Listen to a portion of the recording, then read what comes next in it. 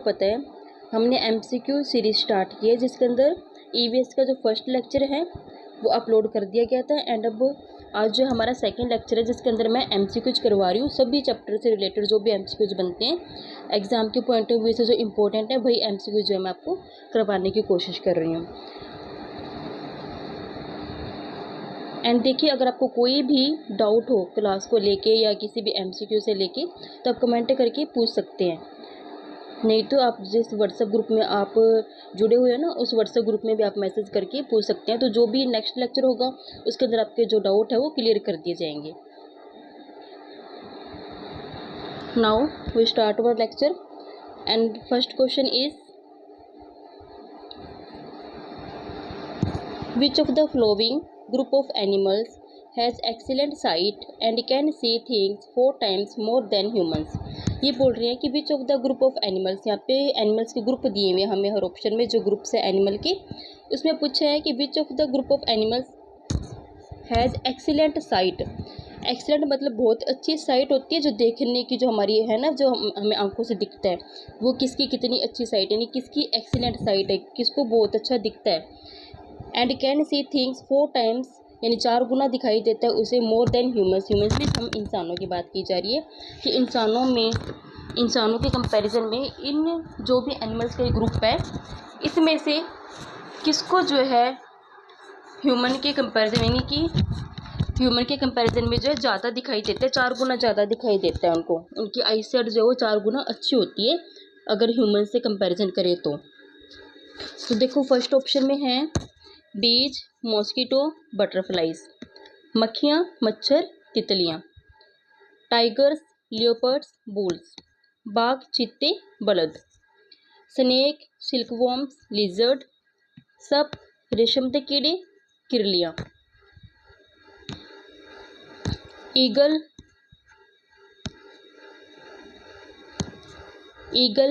Vulture, बाज ते गिद्ध। अब आप देखोगे इसमें से किसकी आईसाइट जो बहुत अच्छी होती है, आपको पता होगा, ऑप्शन देख के पता लग गया होगा। जैसे आपको पता है जो ईगल और वल्चर होते हैं ना, जो बाज और गिद्ध होते हैं, इनकी जो आईसाइट होती है ना बहुत अच्छी होती है। क्योंकि देखो आपने जैसे कई बार ये डिस्कवरी चैनल्स वगैरह पे आपने देखा होगा कि बहुत ऊपर आसमान में होते हैं लेकिन फिर भी इनको जो है वो दिखाई दे जाता है। कोई भी जानवर हो वो कहीं भी छुप के बैठो, इनको पता लग जाता है यहाँ पे जानवर है। इनकी आईसाइट बहुत तेज होती है बाज और गिद्ध की। इसका आंसर क्या आएगा? 4th number. उसके बाद नेक्स्ट देखो second question, the common element which is present in both carbohydrates and protein. ये चैप्टर आपको मैंने करवाया था स्टार्टिंग में, सबसे पहले ये चैप्टर करवाया था मैंने न्यूट्रिएंट्स वाला। तो कार्बोहाइड्रेट एंड प्रोटीन में मैंने आपको तब बताया था कि इन कौन सी एलिमेंट है इनमें से, chlorine, nitrogen, sulphur and carbon, कि इनमें से कौन से ऐसे हैं एलिमेंट जो इन दोनों में कॉमन है, यानी कि जो कार्बोहाइड्रेट में भी होती है और प्रोटीन में भी होती है। इनमें से क्या आएगा? Chlorine, nitrogen, sulphur, carbon. तो कौन सा आएगा इन चारों में से एलिमेंट जो कि कार्बोहाइड्रेट में भी होता है और प्रोटीन में भी होता है? तो इसका आंसर क्या आएगा? कार्बन। ये आपको ध्यान रखना है कार्बन, क्योंकि देखो इनकी ये अपने को कैसे पता चलेगा कि दोनों के अंदर जो है कार्बन होती है। तो जैसे ये साइंस के अंदर ये चीज़ होती है, इनके स्ट्रक्चर होते हैं अलग अलग, इस तरह से बने होते हैं, सी इधर एच लगा होता है, इस तरह से, मतलब अलग अलग जो है ना यहाँ पे एलिमेंट्स इसमें जो ऐड होती हैं। तो जो कॉमन होता है वो क्या होता है? इसमें सी होता है, यानी कि कार्बन होता है। तो ये स्ट्रक्चर पे, यानी कि स्ट्रक्चर अगर देखें हम तो पता चलता है, तो इतना डीप जानने की ज़रूरत नहीं है, ना ही वो स्ट्रक्चर इतने अच्छे से समझ आएगी। जो साइंस के स्टूडेंट सिर्फ उनको ही वो समझ आएगी। तो इसका आंसर आपको बस इतना ध्यान रखना है कि जो कार्बन है वो दोनों में कॉमन होती हैं, कार्बोहाइड्रेट एंड प्रोटीन में। Then third is which of the following is not a component of 5ES। देखो 5ES जो है वो क्या होता है, सबसे पहले ये देखो जिसको नहीं पता, इसके अंदर क्या होता है कि ये इंस्ट्रक्शंस होती है। जैसे टीचर है उसको पढ़ाना होता है क्लास में, तो कुछ इंस्ट्रक्शन होती है जो कि वो ध्यान में रखता है अपने, कि इन इंस्ट्रक्शंस को मैंने यूज करके बच्चों को जो है वो पढ़ाना है क्लास के अंदर। ठीक है, कोई भी टॉपिक वो तैयार करके जाएगा। तो जैसे आपको पता है कि टीचर के लिए क्या होता है कि उसको क्लास में जाने से पहले उसे लेसन प्लान बनाना होता है। कि उसने बच्चे को किस टॉपिक पे उसने आज टीच करना है, कौन सा टॉपिक पढ़ाना है, उसके अंदर मतलब उसको उस टॉपिक को स्टार्ट कैसे करना है, उस टॉपिक में कौन कौन सी चीज़ें उसने करवानी है, उसके बाद जब वो टॉपिक कंप्लीट हो गया, जो करवा रहा है तो टॉपिक के बीच में उसने क्या करना है ना, ठीक है, और लास्ट में उसने कौन सी प्रोसेस यूज़ करनी है। तो इस तरीके से मतलब वो एक लेसन प्लान बनाया जाता है पूरा टीचर के थ्रू, जिसको यूज करके जो बच्चों को पढ़ाता है वो, ठीक है। अगर कोई बच्चे को टॉपिक नहीं समझ आ रहा तब उसने मतलब कौन सा मेथड यूज़ करना है, टॉपिक करवा दिया उसके बाद उसने टेस्ट अगर लेना है तो उसने कौन सा मेथड यूज़ करना है, अगर कोई बच्चा वीक है क्लास में तो उसको कैसे उसने हैंडल करना है, वो सारी चीज़ें उसे अपने लेसन प्लान में रखनी पड़ती है। तो वो क्या होता है 5 ES मॉडल होता है एक इंस्ट्रक्शंस का, ठीक है, यानी कि जो लेसन प्लान बनाया जाता है उसमें 5 जो मॉडल है वो यूज़ किए जाते हैं। अब देखो ये कौन से हैं, आप लिखना चाहो तो लिख सकते हो। एक होता है अंगेज, ENGAGE, इंगेज, ओके। सेकंड है इसमें explore, and third is explain, fourth is elaborate,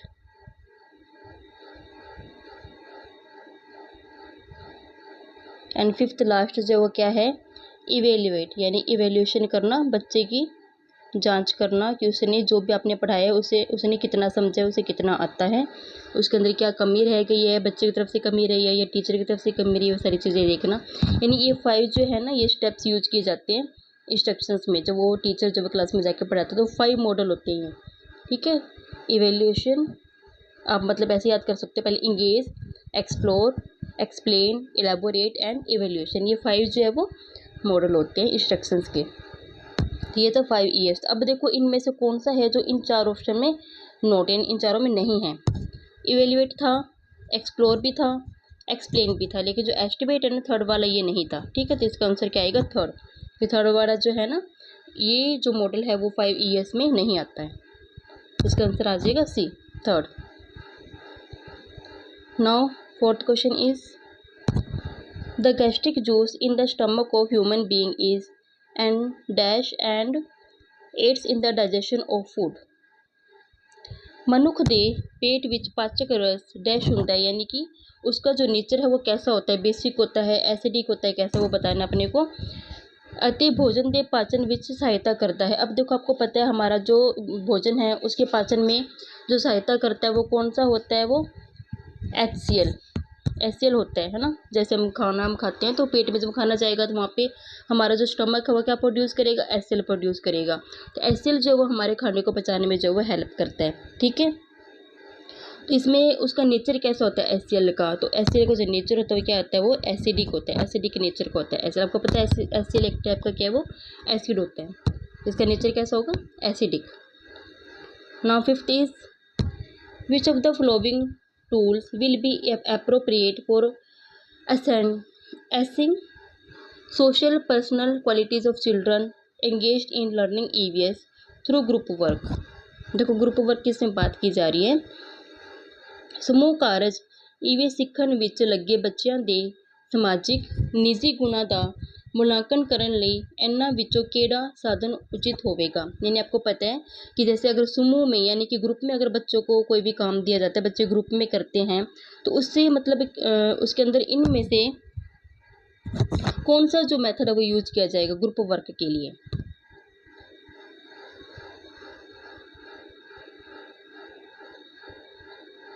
ठीक है, जैसे मान लो आपको जैसे 5 बच्चों का 5-5 बच्चों का ग्रुप बना दिया क्लास में, कोई भी आप काम दे रहे हो बच्चों का अपने ग्रुप में करना है, तो ग्रुप में हम इसलिए करवाते हैं बच्चों क्या हो सोशल मतलब जो है वो यानी कि सामाजिक जो है ना वो सामाजिक गुण उनमें जो है वो आप बोल सकते हो कि सामाजिक गुण को लाने के लिए बच्चे के अंदर भी आपस में कैसे बात करनी, किस तरीके से ये सारी चीज़ें उसमें डेवलप की जाए।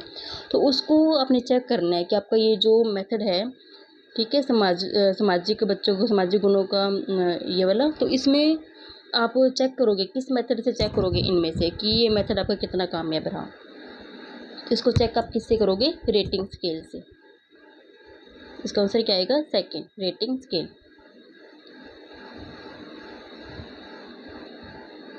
Then sixth is the nature of environment studies does not advocate that.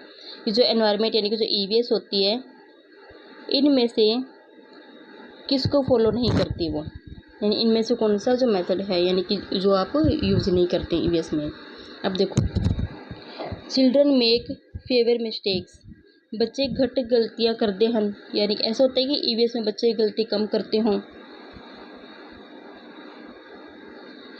Children get space to learn by doing, बच्चों ਨੂੰ करके सीखने ਲਈ जगह मिलती है, यानी कि ईवीएस में बच्चे को यानी कि जो लर्निंग बाय डूइंग है उसको जो है वो ज़्यादा बढ़ावा दिया जाता है। Third, children ask a lot of question, बच्चे बहुत सारे सवाल पूछते हैं कि ईवीएस में ऐसा होता है कि बच्चे जो सवाल जो है वो ज़्यादा करते हैं।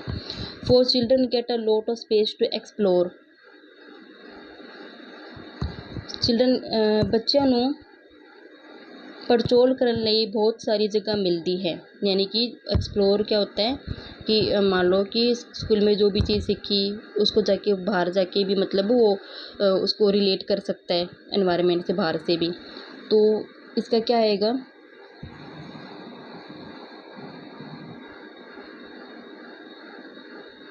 तो इसका आंसर क्या आएगा, ए। चिल्ड्रन मेक फेवर मिस्टेक, बच्चे घट गलतियाँ करते हैं।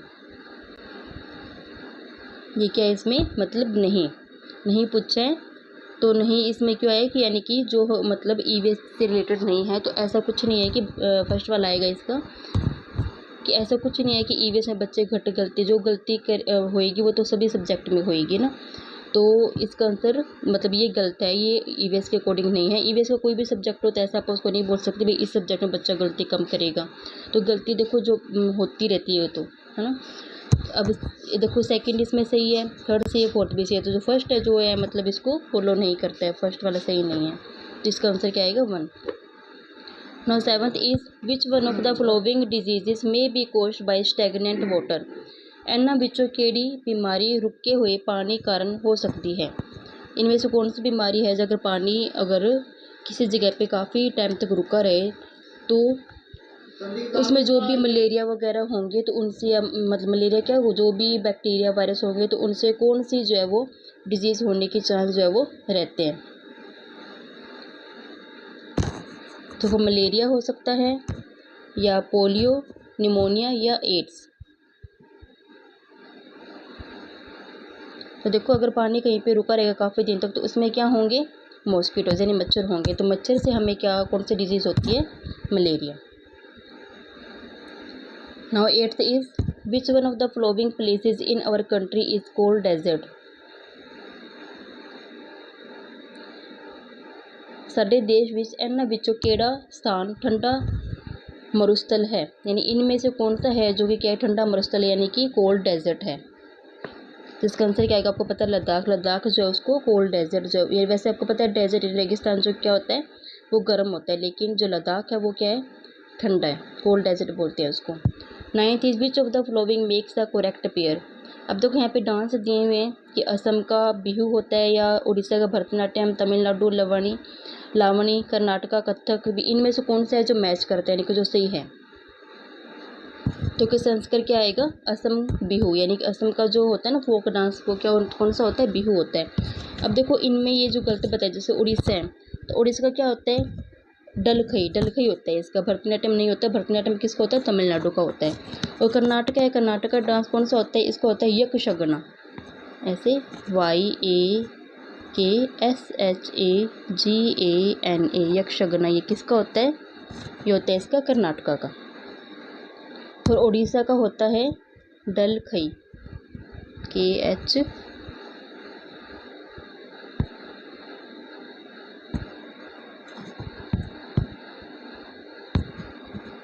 DALKHAI, डलखई, ये होता है उड़ीसा का, ठीक है। असम का बिहू हो गया, तमिलनाडु का होता है भरतनाट्यम, कर्नाटका का मैंने भी बताया था आपको वो होता है YAKSHAGANA, यक्षगना, यक्षगना डांस किसका होता है, कर्नाटका का। Now 10th is bronze is a mixture of 2 metals, कि ब्रॉन्ज जो है वो 2 मेटल्स का मिक्सचर होता है, यानी कि 2 मेटल्स को मिला के क्या बनता है, ब्रॉन्ज बनता है। The names of these metals are, उन मेटल्स के नाम कौन से, इसमें से कौन सी आएगी।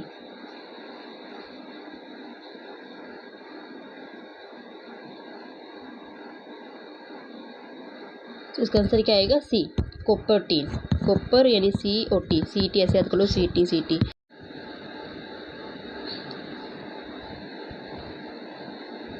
Now 11th question is the skills required to read a map include, कि मैप को पढ़ने के लिए कौन सी स्किल जो है वो होनी ज़रूरी है जिससे हमें मैप पढ़ने में क्या हो, हेल्प हो।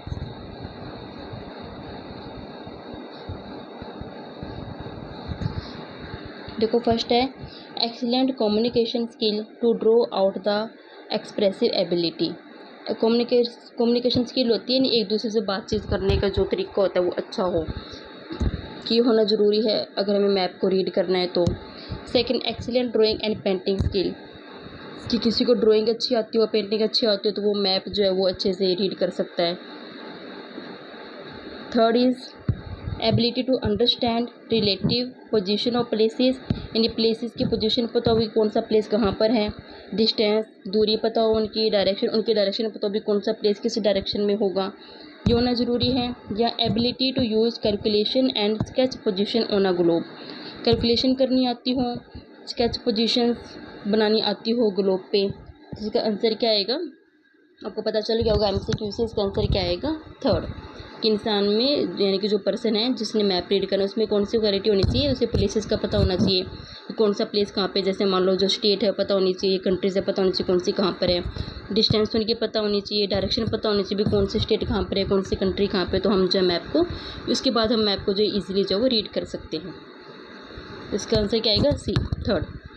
Now 12th is khejri trees are mainly found, जो खेजड़ी के ट्रीज़ है वो कहाँ पर होते हैं मेनली, मतलब उनके लिए कैसी कंडीशन होनी चाहिए, हॉट एंड ह्यूमिड कंडीशन यानी गर्म अति नमी वाली स्थितियाँ यानी कैसी होनी चाहिए, या कूल एंड ड्राई कंडीशन ठंडे अति खुश्क हालात होने चाहिए, या मॉडरेट कंडीशन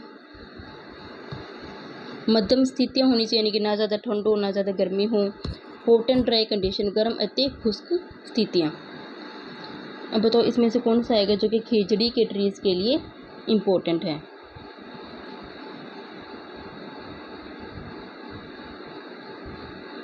आपको पता होगा जैसे कि जो खेजड़ी के ट्रीज़ है वो कहाँ पे होते हैं, यानी राजस्थान में, गर्म इलाका होता है हमारे राजस्थान का, तो ना तो इसमें क्या आएगा ये गर्म अति खुश्क स्थितियाँ, फोर्थ वाला।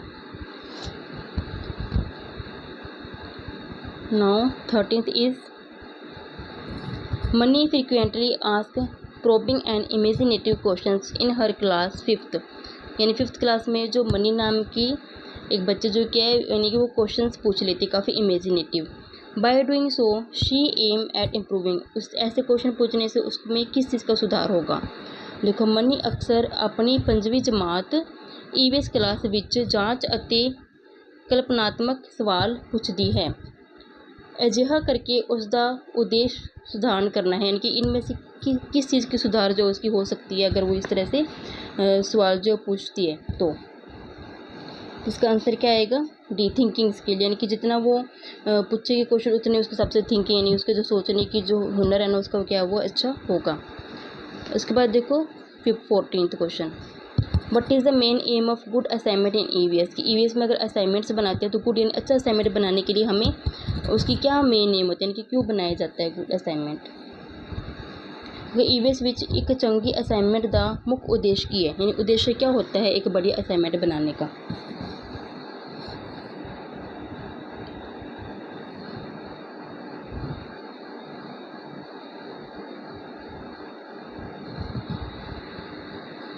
तो इसमें आएगा आंसर B इन एक्सटेंसिव लर्निंग अपॉर्चुनिटीज़, व्यापक सीखन दे मौके। ठीक है, यानी कि जितना आप अच्छा असाइनमेंट बनाएंगे मतलब कि उसमें अपने बहुत सारी चीज़ें इधर उधर से पता करके हमने ऐड की होगी है ना, तो उससे क्या होगा हमें हमारे व्यापक यानी कि जो सीखन हमारा जो सीखेंगे वो व्यापक हमारा वो सीखने का जो एरिया है वो बढ़ जाएगा। ठीक है, यानी कि हम अलग अलग जगह से अलग अलग बुक से ढूंढ के हम बना रहे हैं तो अपने सीखने का जो स्पेस है यानी कि जो एरिया वो क्या होगा हमारा इंक्रीज़ होगा। इसका आगे नेक्स्ट देखो 15th question, as a EVS teacher यानी EVS टीचर होने के नाते if you are asked to organise a field trip to a zoo, यानी आपको एक टास्क दिया जाता है कि आपने बच्चों को कहाँ लेके जाना है, जू में लेके जाना है, then what should be the major objective, तो वहाँ जाने का प्रति आपका उद्देश्य क्या होगा, यानी आप क्या क्या चीज़ें आप देखोगे कि हमें बच्चों को जू में लेके जाना है तो हमें कौन कौन सी चीज़ें आप अपने ध्यान में रखोगे उसके लिए?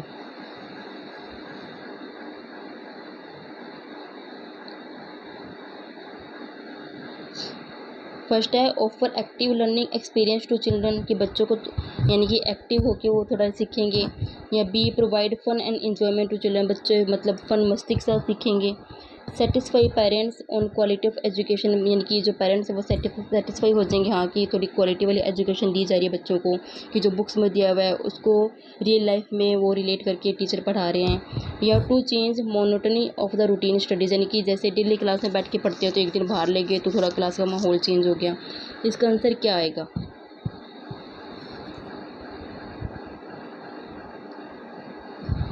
इसका आंसर क्या आएगा? A, offer active learning experience to children. बच्चा क्या है, बाहर लेके जाएंगे तो थोड़ा रियल एनवायरनमेंट मिलेगा उनको, तो हाँ बच्चा क्या होगा, थोड़ा एक्टिव होके सीखेगा।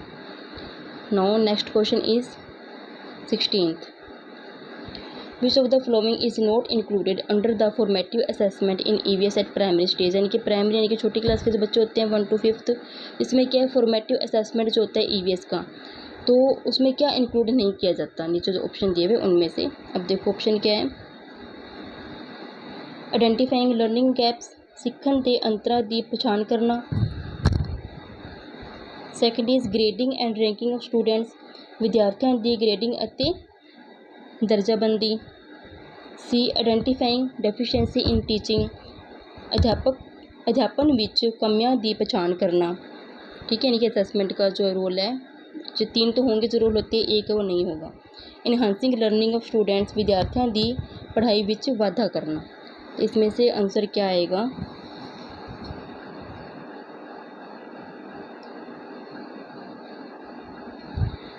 इसका आंसर क्या आएगा? B, grading and ranking of students, यानी कि जो ये जो है वो इसके अंदर नहीं आ सकता फॉर्मेटिव असेसमेंट में, बाकी जो है वो इसके सही है।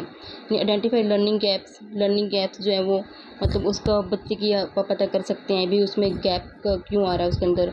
आइडेंटिफाइंग डेफिशिएंसी इन टीचिंग, की जो टीचिंग में अगर कुछ डेफिशिएंसी कमी है तो वो पता लगा सकते हैं। इनहांसिंग लर्निंग ऑफ स्टूडेंट, इससे क्या होगा, बच्चे की कमियाँ पता चलेगी हमें, तो उसको हम सुधार करके बच्चे की जो पढ़ाई वो अच्छे से कर सकते हैं उसकी। ठीक है, तो ये तो सारी सही है, लेकिन बी ग्रेड एंड रैंकिंग जो वो इसके अंदर ऐसा कोई रोल नहीं होता इसके अंदर। असेसमेंट में तो देखो हम थोड़ा बच्चे की कमी का ही पता लगाते हैं बच्चे में या टीचिंग में, या कहाँ क्या कमी रहेगी उसको फिर सुधार किया जाता है। ना 17th is which of the following activities have been responsible for disappearance of forest, यानी कि जो फॉरेस्ट यानी कि जो जंगल है वो कम होते जा रहे हैं, यानी वो डिसअपीयर होते जा रहे हैं, तो उसका क्या कारण है, किसकी वजह से हो रहे हैं वो? कंस्ट्रक्शन ऑफ डैम्स बना रहे हैं इसलिए। Collection of leaves for trade purpose, की जो पत्तियां हैं पेड़ों की वो तोड़ लेते हैं यानी बेचने के लिए इसलिए। मेकिंग बम्बू की बास्केट बना रहे हैं, यानी बम्बू की लकड़ियों की टोकरी बना रहे हैं इसलिए। या making plates leaves out of fallen leaves, यानी कि जो पत्तियाँ नीचे गिर जाती हैं उनके क्या है वो मेकिंग प्लेटेड लीव्स, यानी देखो डिग्गी हुई पत्तियाँ विचों प्लेटेड पत्ते बनाना। ठीक है, यानी कि जो नीचे गिर के पत्ते उनसे आप कुछ बना रहे हैं, तो इसका आंसर क्या आएगा, यानी कि कौन सी एक्टिविटी जिससे जो फॉरेस्ट है वो गायब होते जा रहे हैं। इसका क्या आएगा? Construction of dam. Now 18th is where is Mount Everest located, Mount Everest कहाँ पे है, उसकी स्थिति क्या है, तो वो कहाँ है? नेपाल में। नाउ 19th इज साहिल बोलता है I can not play cricket due to fever, कि मैं क्रिकेट नहीं खेल सकता क्योंकि मुझे बुखार है। I am going through shivering, यानी कि मेरे को क्या चीज़ें हो रही है, शिवरिंग हो रही है, फीवर हो रही है, हेडेक हो रहा है एंड स्वेटिंग हो रही है। ठीक है, देखो साहिल ने कहा मैं बुखार कारण क्रिकेट नहीं खेल सकता, मैनू कंबनी यानी कि मेरे को कांप रहा हूँ मैं, कंबनी छुट रही है, मेरे को बुखार है, मेरे को सिर दर्द है अते पसीना आता है, कि मेरे को पसीना भी आता है।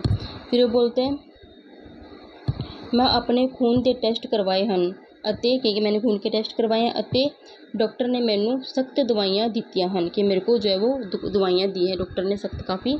साहिल किस बीमारी तो पीड़ित हो सकता है, ये कौन सी बीमारी के जो वो लक्षण हैं, कंबनी छूटना, बुखार होना, सिर दर्द होना, पसीना आना, ये किस वजह से हो सकता है? तो ये किस में आएगा? मलेरिया में। देखो मलेरिया में ही जो है, मलेरिया जिसको होता है उसको क्या होता है, ठंड लगती है।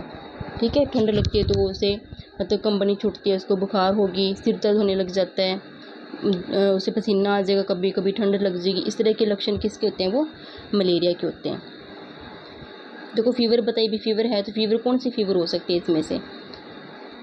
देखो 20 animals who are awake at night see object in which colour. की जो एनिमल्स है, जो कि रात को जो जागते हैं एनिमल, उनको जो ऑब्जेक्ट है, जो भी वो चीज़ देखेंगे, उनको किस कलर में वो दिखाई देगी? रेड दिखेगी उसे, सारे कलर्स में दिखाई देगी, या ब्लैक एंड वाइट दिखाई देगी? तो इसका आंसर क्या आएगा? सी, ब्लैक एंड वाइट। कि रात को जो भी पक्षी है, जिनको रात को दिखता है अंधेरे में, तो उनको जो भी चीज़ें उन्हें दिखाई दे रही हैं, तो वो किस कलर में दिखाई देगी? उन्हें किस में देखी? ब्लैक एंड वाइट में। आपको पता है कोई भी चीज़ हमें कलरफुल दिखाई देती है, वो सनलाइट की वजह से दिखाई देती है। सनलाइट के अंदर आपको पता है सनलाइट की वजह से हमें दिखाई देती है, उसके अंदर जो है 7 कलर्स होता है, आपको पता होगा विबग्योर बनता है, तो 7 कलर से वो बनता है, तो इसकी वजह से हमें जो रंग बिरंगी चीज़ें दिखाई देती है। पर रात को तो सूरज की रोशनी होती नहीं, तो फिर चीज़ें वो कैसे दिखाई देगी? Black and white. तो आज के हमारे इतने क्वेश्चन थे 20, बाकी जो क्वेश्चन है वो हम आगे कल की क्लास में करेंगे।